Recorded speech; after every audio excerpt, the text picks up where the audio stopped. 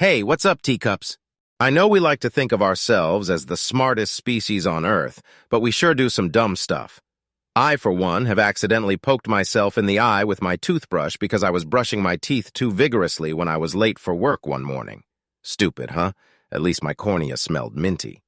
Humans are not logical, and as it turns out, neither are teapots. We like to partake in faulty thinking, which can lead to irrational behavior.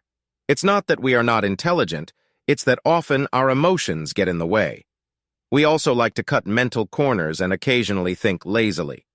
The more we are aware of this, the more we can stop letting our brain farts dictate our lives.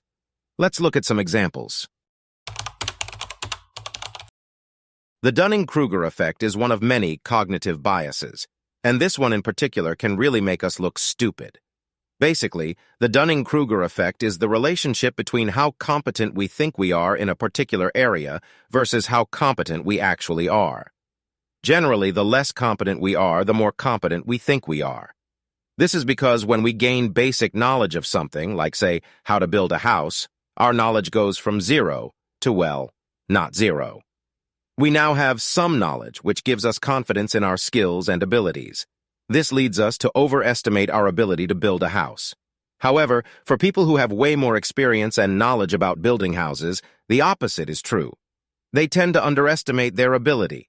This is because when we start really learning about something, we realize there are complexities, and as we implement skills, we often make mistakes. Even though we learn from these mistakes, we still remember we made them.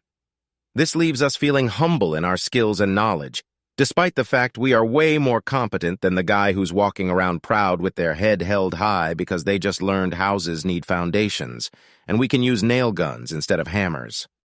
We need to stop screaming at the TV when we think we can do better than our favorite sports team, or cook better than a Michelin star chef because we just learned how to cook our first omelet last week.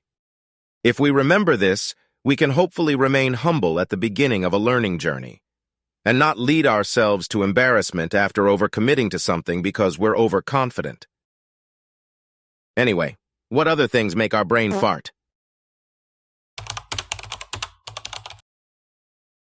The sunk cost fallacy is the phenomenon whereby people are reluctant to stop doing something because they have already invested so much into it.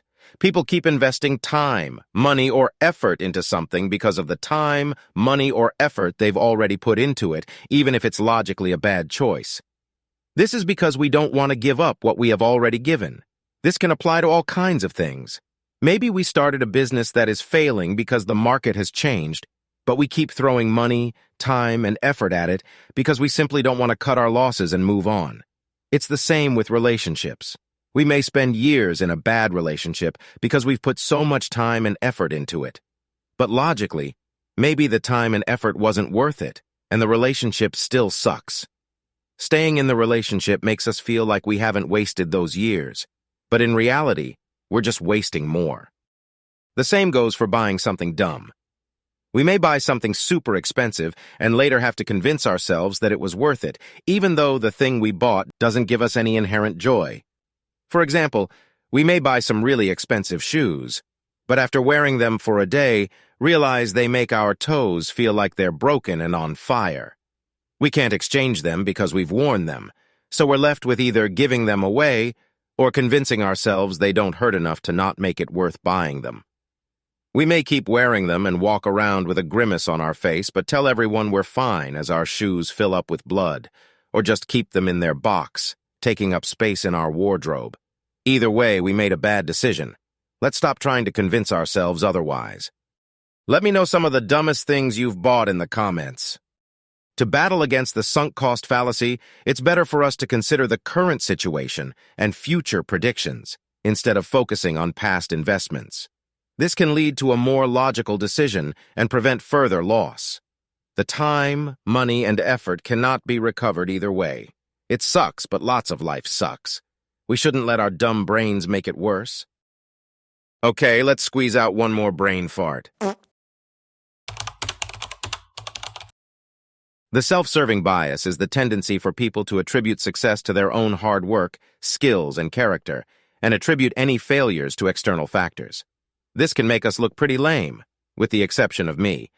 I'm absolutely the best at pouring tea, all because of skill and hard work, and not because I was born a teapot. Oh, wait. Anyway, it's quite common for successful people to think their success is based entirely on their intelligence and hard work, when in reality, a lot of it is down to having good luck.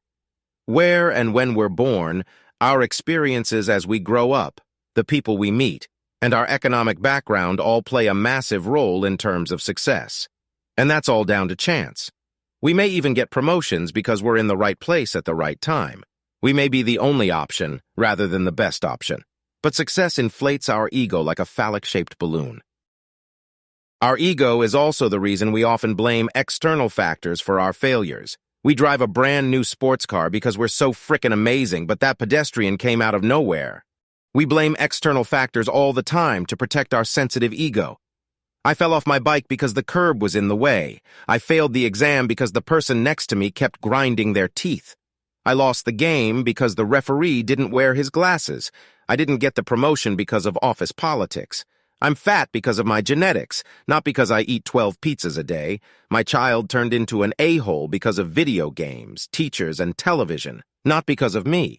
I lost every penny I had because the market sucks, not because I put all my eggs in one basket. We're full of these excuses. Obviously not everyone and not all the time, but it's common enough. We like to protect our emotions. We hate feeling stupid and feeling we've made the wrong decisions and wasted time. It sucks to feel that way. We sure don't like it. But even so, it's often better to be more responsible and more reasonable. If we consider ourselves a normal individual just trying their best at life, maybe we won't have to protect our ego so much. We can let go and start making better decisions for ourselves. Okay, teacups, I've got some brewing to do. Thank you for listening. Remember to use soap in between your toes and behind your ears. And please subscribe. Love you, bye.